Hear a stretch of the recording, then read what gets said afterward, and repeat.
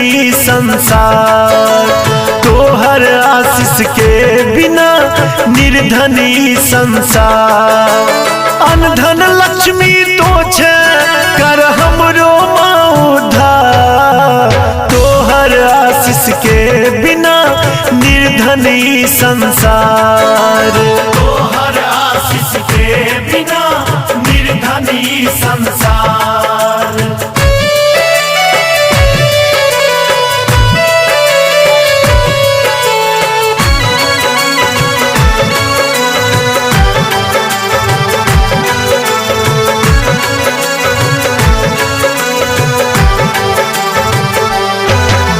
नेह बखारी भर दे मैया घर घर में आवास करे।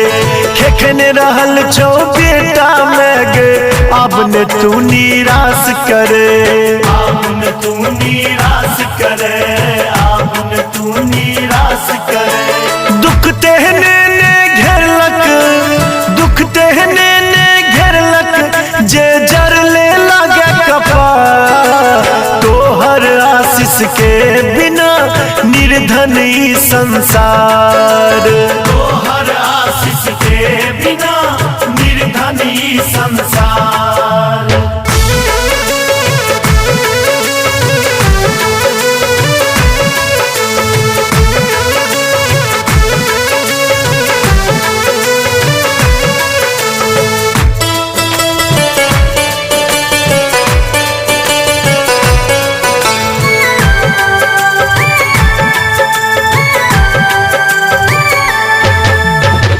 संपत्ति यही जग में जे तोरे चरण के धूरा माँ।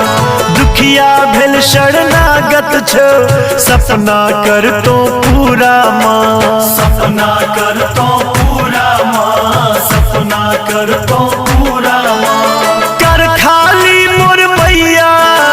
कर खाली मोर मैया तोर करी कोना सत्कार।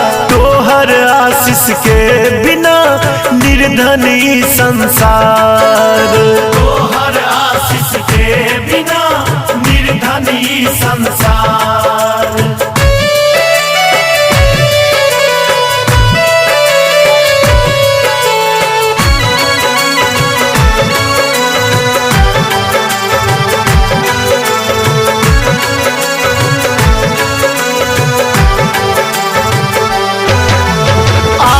नाह चढ़ल छी हम आब तुम पतवार बने।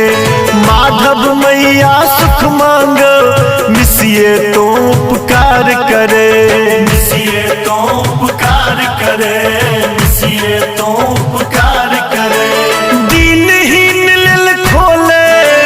दीनहीन लेल खोले माँ अक्षय मोनक द्वार। तोहर आशीष के बिना निर्धनी संसार।